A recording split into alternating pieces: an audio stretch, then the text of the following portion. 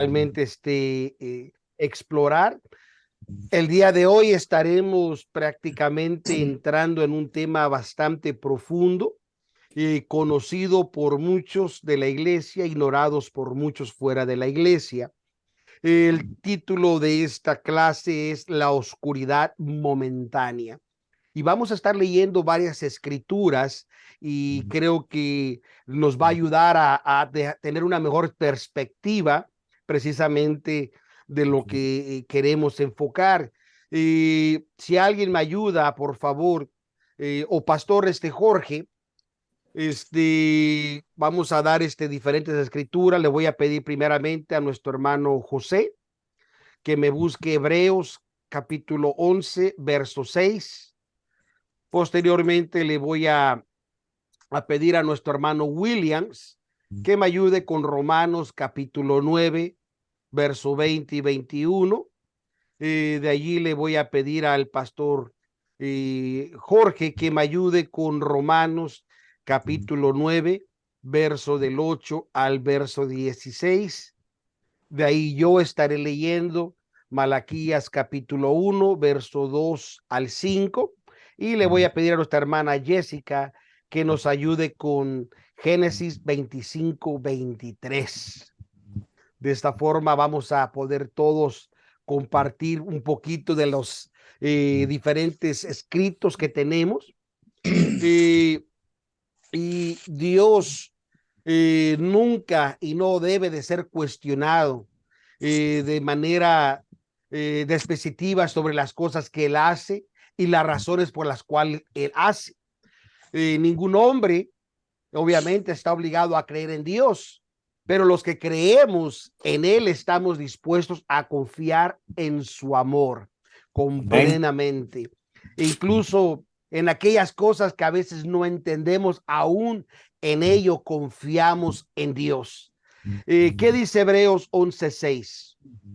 En hermano, lo leemos siempre orando al Padre y al Hijo y al Espíritu Santo, y su palabra dice: espero sin fe es imposible agradar a Dios, porque es menester que el que a Dios se allega crea que lo hay, y que es galardonador de los que es lo que lo buscan.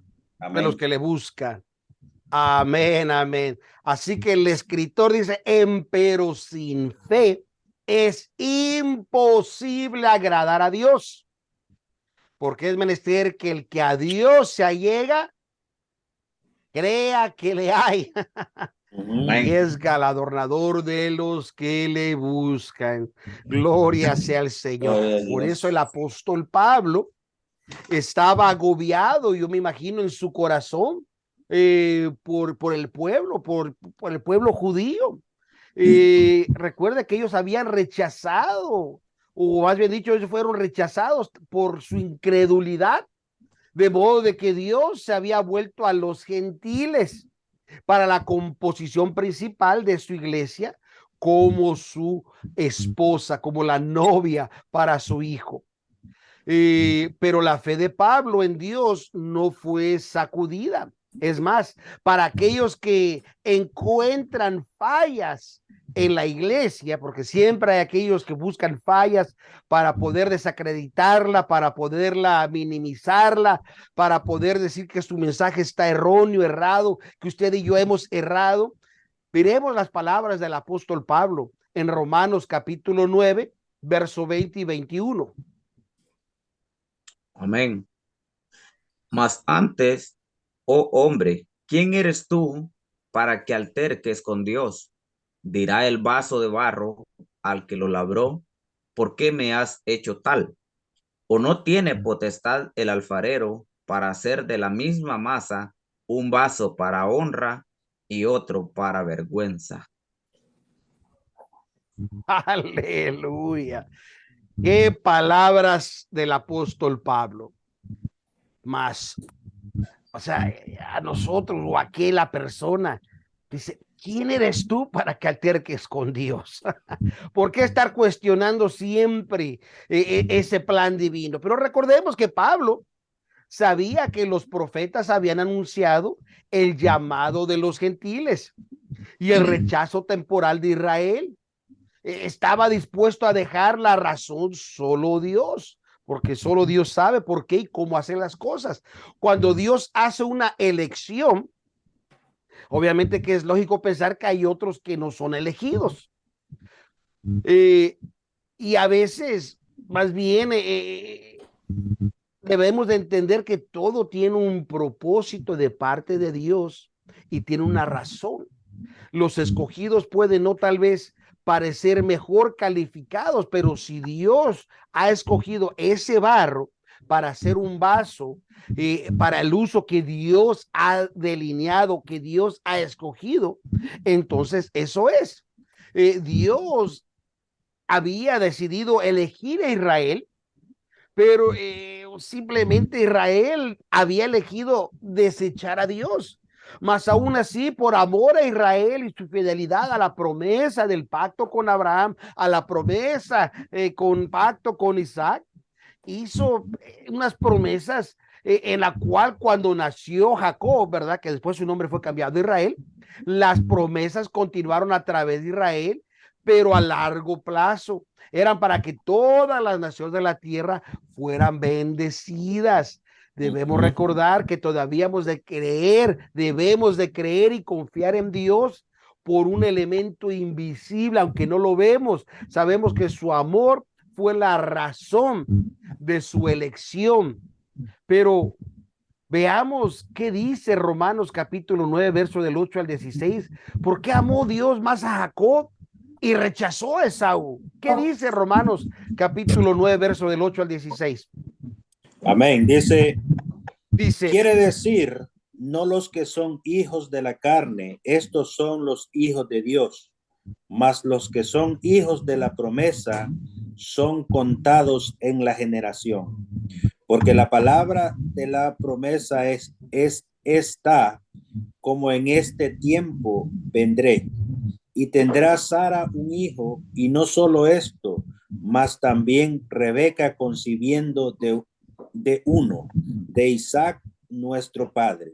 Porque no siendo aún nacidos, ni habiendo hecho aún ni bien ni mal, para que el propósito de Dios conforme a la elección, no por las obras, sino por el que llama, permaneciese. Le fue dicho que el mayor serviría al menor, como está escrito, a Jacob amé, mas a Esaú aborrecí. Pues, ¿qué diremos? ¿Que hay injusticia en Dios? En ninguna manera. Mas a Moisés dice, tendré misericordia del que tendré misericordia, y me compadeceré del que me compadeceré. Así que no es del que quiere ni del que corre, sino de Dios que tiene misericordia. Aleluya. aleluya. Así que podemos ver, no es de injusticia de Dios en ninguna manera, sino al contrario. Él tiene misericordia de quien Él quiere tener misericordia, y Él se compadece de quien Él quiere compadecerse. Aleluya. Así que en esto debemos de nosotros de entender y comprender que todo está en la mente infinita de Dios por amor y con propósito. Incluso Malaquías capítulo 1, verso del 2 al verso 5, dice, yo os he amado, dice Jehová, y dijiste, ¿en qué nos amaste? ¿No era Esaú hermano de Jacob, dice Jehová, y amé a Jacob? Y a Esaú aborrecí y torné sus montes en asolamiento y su posesión para los chacales del desierto. Cuando Edom dijere, nos hemos emprovecido, mas tornemos a edificar lo arruinado. Así ha dicho Jehová de los ejércitos. Ellos edificarán y yo destruiré, y les llamarán provincia de impiedad y pueblo contra quien Jehová se airó para siempre. Verso 5. Y vuestros ojos lo verán y veréis, sea Jehová agradecido sobre la provincia de Israel. Así que como podemos ver a través de las palabras del profeta Malaquías, Dios decide lo que Él quiere hacer. Y Amén. nadie debe de cuestionar la elección de Dios. Es más, ¿qué dice hermana Jessica en Génesis 25:23? Y Donde dice, respondióle Jehová. dos gentes hay en tu seno, y dos pueblos serán divididos desde tus entrañas. Y un pueblo será más fuerte que el otro pueblo, y el mayor servirá al menor. Aleluya. Simplemente creemos que Dios existe y que Él es justo en todos sus caminos. Amén. Gloria sea al Amén, gloria a Señor. Dios. A nosotros, los de esta dispensación del Nuevo Testamento, se nos ha asegurado la justicia inquebrantable de Dios y la fidelidad a su palabra, más allá de cualquier seguridad dada a las generaciones anteriores. Recuerde que no perdonó a su propio hijo, sino que complació en herirlo en nuestro lugar. Sí, recordemos que dice Isaías 53:10. Isaías 53:10 dice, con todo eso Jehová quiso quebrantarlo, sujetándole a padecimiento, cuando hubiere puesto su vida en expiación por el pecado. Verá linaje, vivirá por largos días, y la voluntad de Jehová será en su mano prosperada. Así que debemos de entender que en lugar de alterar su justo requisito de un sacrificio perfecto por el pecado, ningún hombre de la raza desde Adán estaba libre de mancha.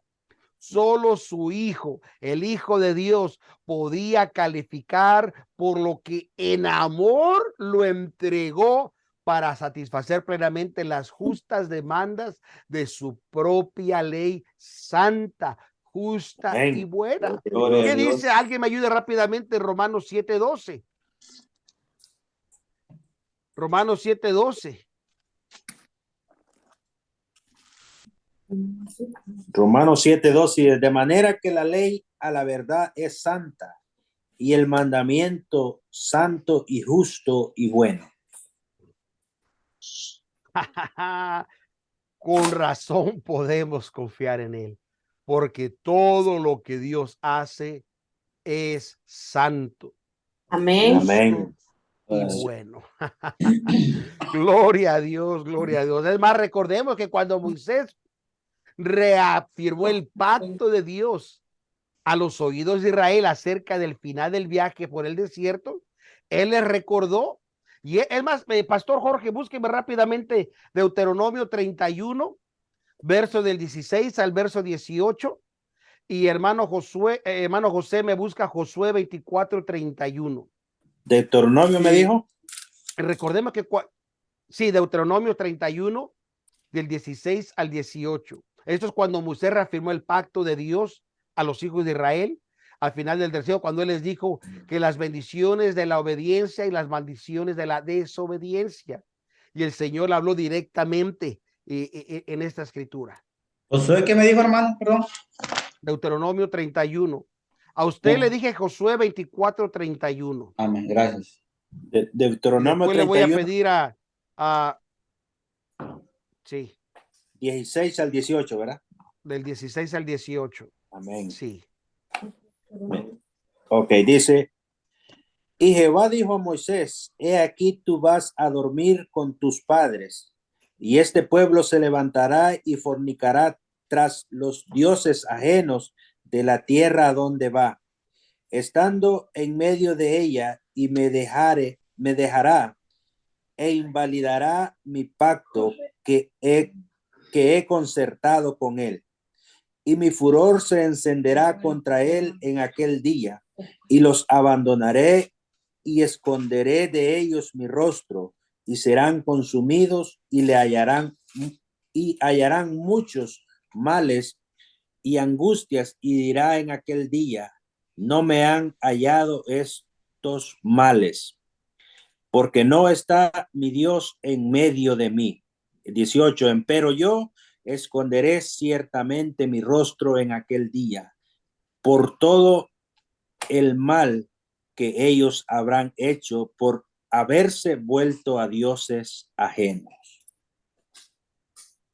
Así que como podemos ver aquí, Dios le dice, ustedes me van a abandonar, se van a ir tras otros dioses, se van a olvidar de mí y van a invalidar el pacto, el cual, y se recuerda, hicimos para que sea mi especial tesoro sobre todos los pueblos. Y cuando ustedes dijeron que íbamos a obedecer mi voz, ahora traería consecuencias gravísimas, completamente aterrorizantes por causa de la desobediencia.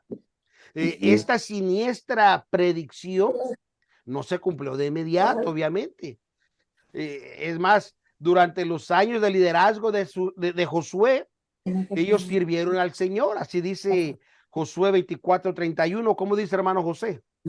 Y dice, y sirvió Israel a Jehová todo el tiempo de Josué y todo el tiempo de los ancianos que vivieron después de Josué y que sabían todas las obras de Jehová que había hecho por Israel. Amén, amén. Le voy a pedir a nuestro hermano Williams que me busque primera de Samuel 8:3. Vamos a leer varios versos del capítulo 8, pero lo que él encuentra, debemos recordar que durante el tiempo de Josué, todo el tiempo dice que ellos sirvieron a Dios, pero luego vino el periodo de los jueces, y durante el cual Israel sirvió a Dios y lo abandonó por turnos. Por eso Dios, ¿verdad?, levantaba un juez para tratar de restaurar a Israel. Y cuando sus reincidencias les traían problemas y sufrimientos, recuerden, clamaban a Dios que los liberara, y en la misericordia infinita de Dios, Él levantaría un juez justo para librarlos. Y esto después de unos 300 años que duró el tiempo de los jueces, de este ascenso y descenso intermediantes, el pueblo tomó una decisión implacable que entristeció mucho al Señor, provocó la ira de Dios. Fue durante la dictadura de Samuel, que había sido un juez bueno y fiel, además de sacerdote y profeta. Pero cuando envejeció, dice la Biblia que hizo jueces a sus hijos, pero hubo un problema con los hijos de Samuel. ¿Qué dice, hermano Williams? Primera de Samuel 8:3. Mas no anduvieron los hijos por los caminos de su padre, antes se ladearon tras la avaricia, recibiendo cohecho y pervirtiendo el derecho. Así que tristemente los hijos de él no anduvieron en los caminos de su padre. Los ancianos de Israel estaban descontentos con esta situación y obviamente tenían razón, pero al buscar una solución cometieron aún un error que culminó precisamente con la predicción de Dios por boca de Moisés, tal vez unos 330 años antes. Y le dijeron a Samuel, que dice el verso 5, hermano Williams. Y dijéronle, he aquí, tú has envejecido y tus hijos no van por tus caminos, por tanto, constitúyenos ahora un rey que nos juzgue como todas las gentes. Qué terrible, terrible. Samuel estaba disgustado, pero aparentemente el Señor estaba más disgustado. Notemos incluso la respuesta de cuando Samuel precisamente fue a Dios con esta circunstancia. Y en el verso 7 al verso 10, ¿verdad? Dice, y dijo Jehová a Samuel, oye la voz del pueblo en todo lo que te dijeren, porque no te han desechado a ti, sino a mí me han desechado para que no reines sobre ellos, conforme a todas las obras que han hecho desde el día que los saqué de Egipto hasta hoy, que me han dejado. y han servido a dioses ajenos, así hacen también contigo. Ahora pues, dice el verso 9, oye tú su voz, mas protesta contra ellos, declarándoles el derecho del rey que ha de reinar sobre ellos. Verso 10. Y dijo Samuel todas las palabras que Jehová le había pedido al rey. Ahora, si vemos más abajo en el verso 19, dice, pero el pueblo no quiso oír la voz de Samuel. Antes dijeron, sino que habrá rey sobre nosotros. Ahora el verso 22. Y Jehová dijo a Samuel, oye su voz y pon rey sobre ellos. Entonces dijo Samuel a los varones de Israel, idos cada uno a su ciudad. Qué tremendo lo que estaba sucediendo. Sí. Dios todavía quería abogar, dialogar con ellos, que hubiera un diálogo con ellos para esta situación. No quisieron. La pronta respuesta de Dios parece indicar que estaba recordando la larga historia de provocaciones que este pueblo le hacía a Dios. Ahora había llegado el momento que les permitiría cosechar la cosecha de su propia siembra. La magnitud de este pecado fue mucho mayor de lo que comúnmente se entiende. Era una exigencia de cambio de gobierno, es lo que estaban pidiendo. Estaban ellos diciendo que querían ya no estar bajo la inmediata dirección de Dios, que querían ahora ellos tener otro tipo de gobierno que los gobernara. Por eso ellos dijeron, cuando Dios respondió, le digo, me han desechado para que no reine sobre ellos. Con una salida clara de la teocracia. Hasta entonces había líderes y jueces siempre designados por Dios, que administraban los asuntos por la dirección inmediata de Dios. Fue un gobierno único, único en su género, para un pueblo que como nación escogida de Dios era única en su género. Oh, qué tremendo. Pero recordemos que este espíritu que había entrado en Israel era un espíritu que demanda de caracterizar, o más bien de analizar lo que había pasado. Primero, por las palabras, recordemos, el pueblo se negó a obedecer la voz de Samuel. Dijeron, no me importa lo que digas tú. El líder designado por Dios, que Dios había puesto a Samuel, le dijeron, no nos interesa lo que tú digas. Número 2, por su determinación de ser como todas las naciones. Ellos querían un rey para juzgarlos como todas las demás naciones. Ya no querían ser únicos, exclusivos. Ahora querían parecerse como todos los demás. Y 3, que esto es lo lamentable, por su deseo de tener su rey para pelear sus batallas. Ya no querían que Dios peleara por ellos. Ahora querían que un rey peleara sus batallas, ya sea que se dieron cuenta, no, fue una ruptura total del gobierno de Dios. Tanto la Biblia como la historia han registrado los sufrimientos durante unos 530 años bajo los reyes. La enemistad entre las 10 tribus, es decir, Israel del reino del norte, y las 2 tribus del sur, que es decir, Judá, el reino del sur, y la descendencia espiritual, hasta que provocaron a Dios para que permitiera que ambos reinos fueran al exilio. Qué tremendo. Recordemos que si bien todas estas cosas se escribieron como advertencia y ejemplo para la era del Nuevo Testamento, la iglesia primitiva no siempre se benefició de ellas. Es más, la apostasía parecía estar siempre al acecho de la sombra de los apóstoles, cuando ellos advertían a la iglesia, así como Moisés advirtió, como Samuel advirtió, como los profetas advirtieron a Israel, pero las advertencias fueron ignoradas en gran medida, al menos al punto donde el apóstol Pablo incluso dice, pastor, ayúdeme rápidamente con Hechos capítulo 20, verso del 28 al 31. Queremos ver lo que Pablo advirtió a los ancianos de la iglesia en Éfeso. Hechos capítulo 20, verso del 28 al verso 31. Amén. Dice, por tanto, mirad por vosotros y por todo el rebaño en que el Espíritu Santo os ha puesto por obispos, para apacentar la iglesia del Señor, la cual ganó por su sangre. Porque yo sé que después de mi partida entrarán en medio de vosotros lobos rapaces que no perdonarán al ganado.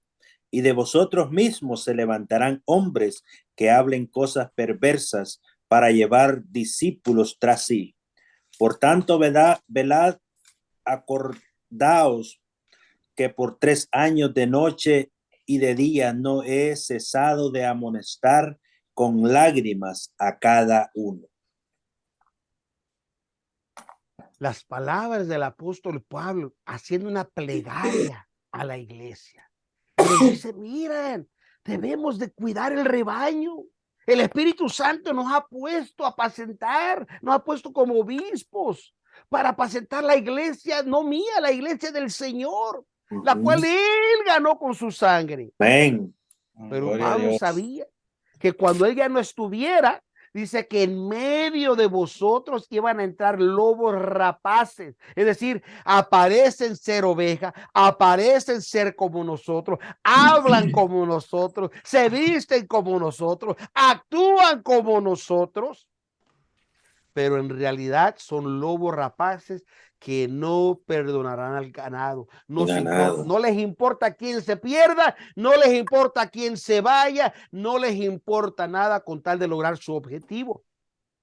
Y dice el apóstol Pablo, y de nosotros mismos se levantarán hombres que hablen cosas perversas. Está hablando que del mismo liderazgo iban a salir hombres que hablen cosas perversas para llevar discípulos tras sí. Es decir, no se quieren ir solos, se quieren llevar gente con ellos. Así es. Eso dice el verso 31. Por tanto, velad, acordaos que por 3 años de noche y de día no he dejado de amonestarlos, dice, con lágrimas. Es decir, había un dolor profundo en Pablo por esta situación. También amonestó a la iglesia, a los corintios, concerniente a las divisiones que había en ellos. Advirtió a los gálatas a que no frustraran la gracia de Dios al escuchar a los legalistas judíos. Trató de hacer consciente a los colosenses de las peligrosas doctrinas, de la falsa filosofía y de el vano engaño que se había infiltrado entre ellos.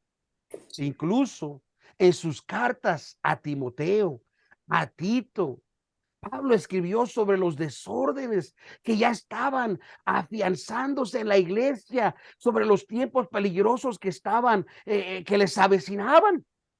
Recordemos, Juan, Pedro y Judas clamaron contra los falsos profetas y las malditas herejías que ellos habían infiltrado en la iglesia, y lamentablemente que no se daban cuenta lo que se había filtrado entre ellos. Posiblemente fue entonces tal vez algo parecido como hoy en día lo tenemos. Los llamados que tenemos hoy, muchos pensadores positivos, se burlan de cualquier cosa negativa, jugando con la idea de que hay mucho más en lo correcto acerca de la iglesia que el más indicioso de la época, y le dan poca importancia al mensaje, a lo que ella ha recibido. Pero a pesar de todas estas advertencias amables y las amonestaciones en oración, esos lamentablemente engaños y herejías continuando, entrando y ganando terreno, como siempre lo hace el pecado cuando sus influencias negativas están endulzando en una forma que parece positivo, que parece bueno, pero en realidad tiene una intención radical de errar, de alejarnos del gobierno, de la teocracia de Dios. Es como el poderoso imán. Recordemos que la palabra de Dios pierde su poder de atracción cuando tratamos de suavizarla y de negar lo que el Espíritu Santo ha traído con convicción. Cuando no le permitimos que lo bueno de la palabra realmente es para nuestra salvación, para nuestra salud. Los historiadores de la iglesia escribieron concerniente a las situaciones del Nuevo Testamento en la forma de un declive espiritual gradual. Aunque la membresía de la iglesia se había disparado a millones, también empezaba a infiltrarse bastante herejías en la iglesia. Cuando el fallecimiento de los apóstoles, una tendencia creciente a tolerar ciertas prácticas religiosas.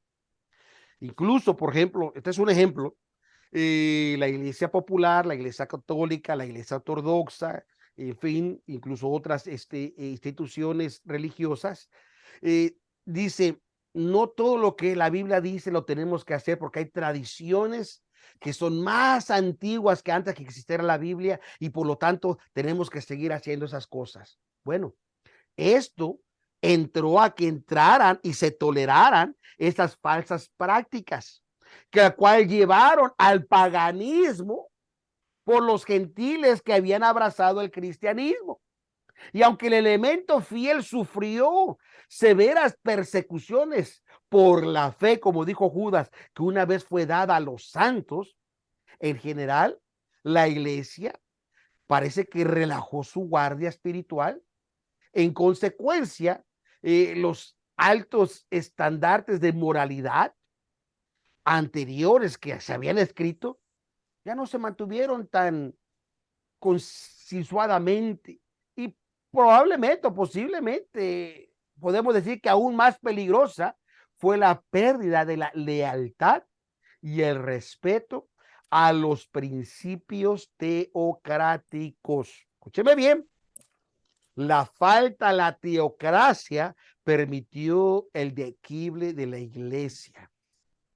Esto afectó gravemente a lo que pudiera haber quedado de la unidad de la fe. Cuando hubo una separación en la sede del gobierno, el resultado fue una iglesia oriental y una iglesia occidental. La apostasía estaba a las puertas. Esto fue tanto que esto asaltó a la oscuridad de la apostasía y esto se produjo en el año 325 después de Cristo, revistióse de lo que debió parecer probablemente lo que pudieran decir ellos, una gran luz, porque el gobierno romano quería saber más de Cristo y habían llamado a los obispos que se reunieran en el famoso concilio de Nicea con el emperador Constantino. Las persecuciones se detuvieron poco después de la ascensión del emperador romano Constantino al trono del imperio romano en el año 306 después de Cristo. Y algunos extractos dispersos de la historia revelan una contradicción entre la reputación y el carácter real. Ahora, este es un extracto que le voy a leer de la historia cristiana, la historia de la iglesia cristiana, por el historiador Philip Schaff. Philip Schaff es uno de los historiadores más respetables que hubo en los años, hasta finales de los años 1800.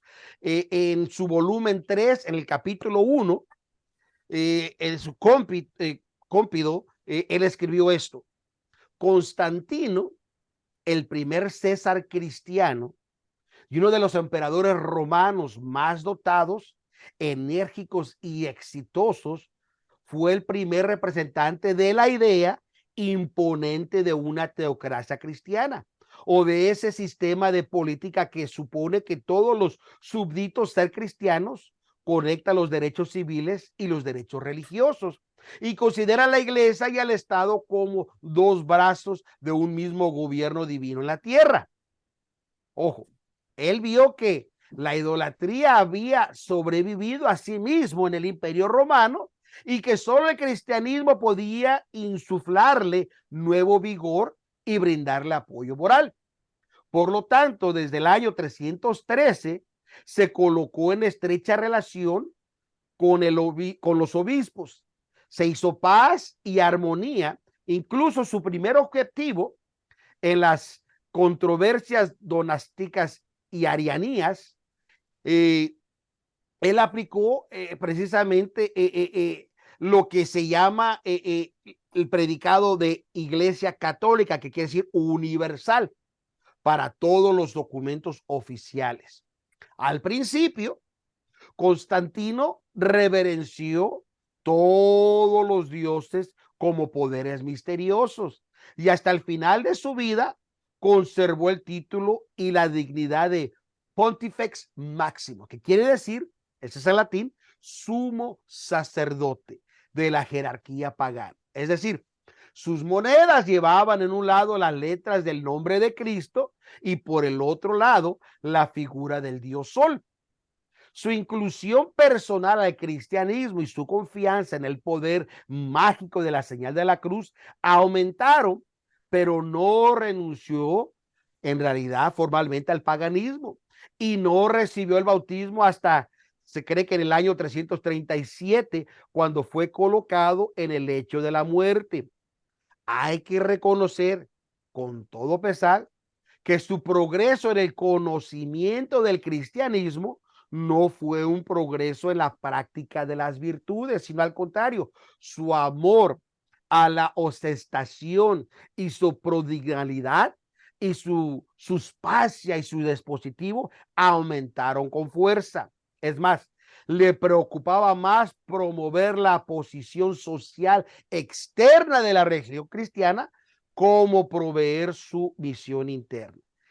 Y en el año 325, como patrón de la iglesia, convocó el concilio de Niza, es decir, de Nicea, y él mismo asistió, desterró a los arianos que decían que Cristo no era divino, y en su espíritu monárquico de uniformidad mostró gran celo por el arreglo de todas las disputas teológicas, mientras que él estaba ciego en realidad a su significado profundo.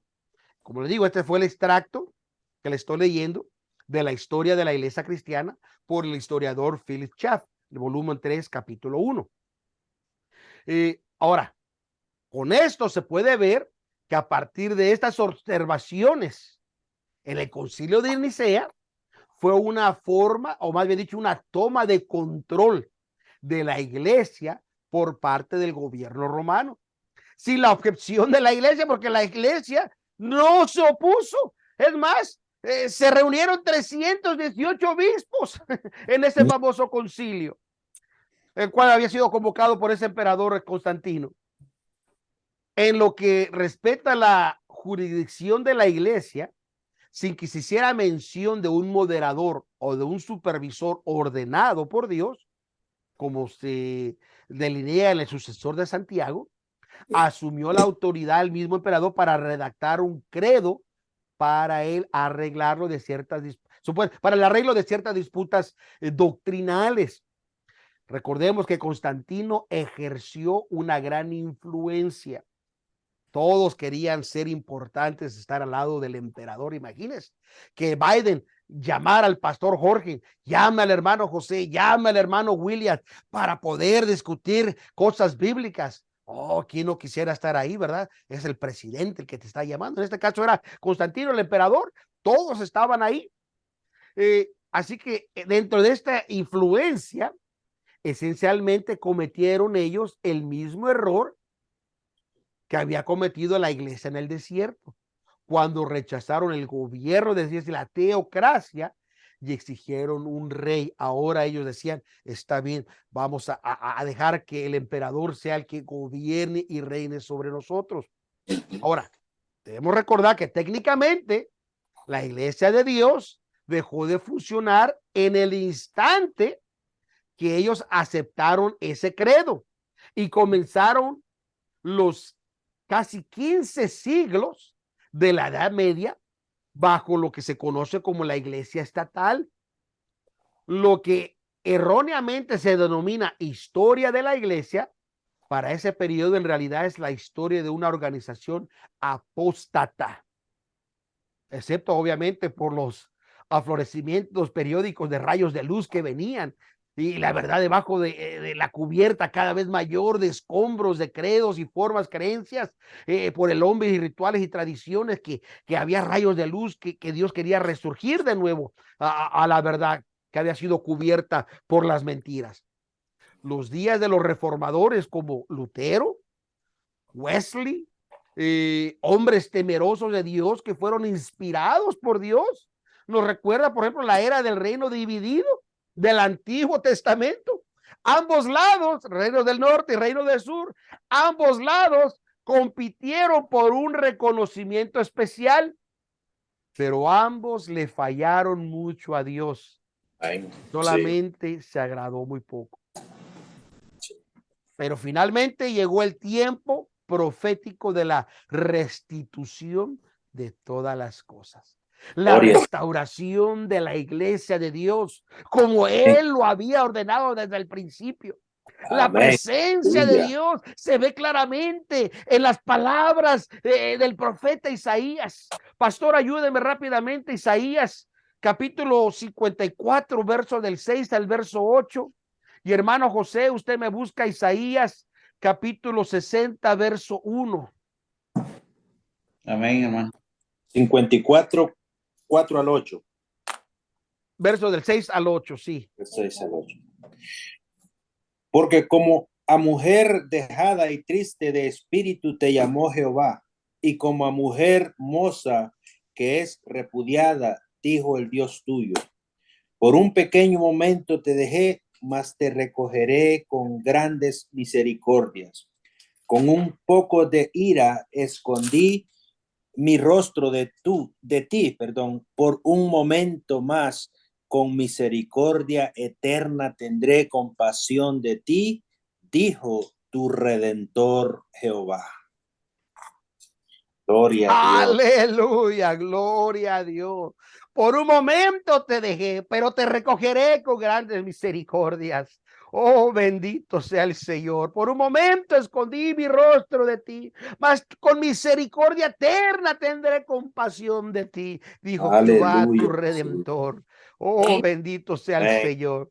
Así como la dispersión de Israel finalmente terminaría y se cumpliría la reunión después de los tiempos de los gentiles, porque así dice la Biblia, así también se le prometió a la iglesia un levántate y resplandece, como dice Isaías 61, hermano. Dice, levántate, resplandece, que ha venido tu lumbre y la gloria de Jehová ha nacido sobre ti. Amén. Aleluya. En ese momento llegó el 13 de junio de 1903, cuando expiró el momento de la ira de Dios y su misericordia se restauró la bondad eterna. Así como Dios había usado a Martín Lutero para descubrir la doctrina de la justificación por la fe, también a Juan Wesley descubrió la doctrina de la santificación. Recordemos que también de la misma forma, A.J. Tomlinson estaba convencido de que la luz de la iglesia de Dios le había sido restaurada como instrumento de Dios para darla a conocer una vez más y para que vuelva a funcionar. Así ha regresado la iglesia bíblica para terminar la obra iniciada por la iglesia. Gloria a Dios. Aleluya. Aleluya. Gloria a Dios. Gloria a Dios. Gloria a Jesús. Así Aleluya. Dios. Aleluya. había escogido a estos grandes hombres. Recordemos, Israel a nivel nacional debe esperar hasta que la iglesia haya terminado su obra de reunir y de perfeccionar. Momento al cual será culminado y ella será llamada a las cenas de las bodas del Cordero. Hermano William, búsqueme por favor Apocalipsis 19, 7. Gloria sea al Señor.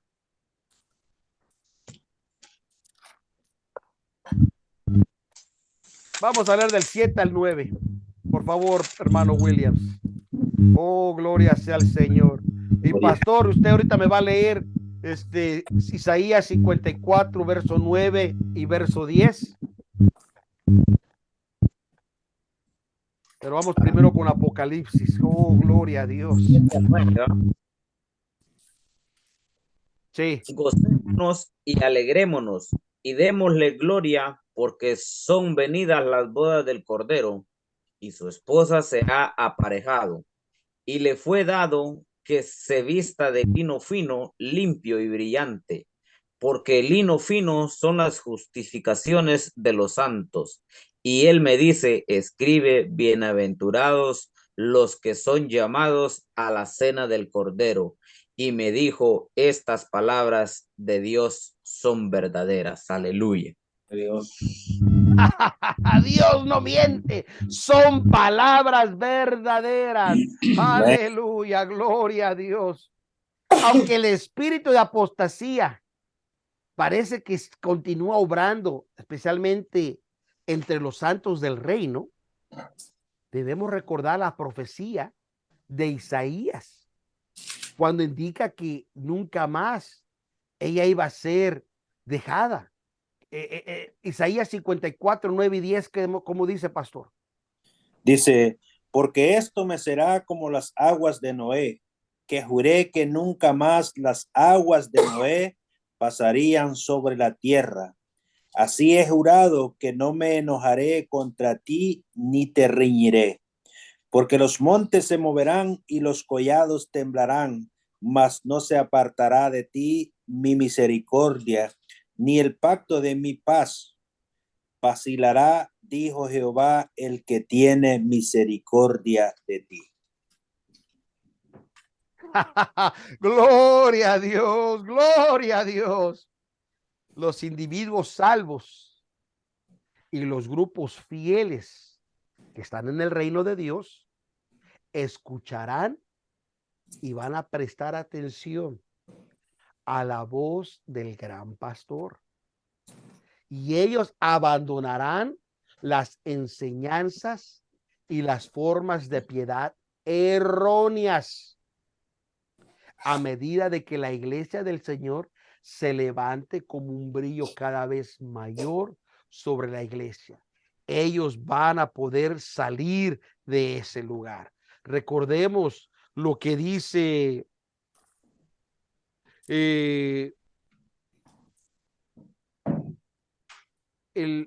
dice el apóstol Juan,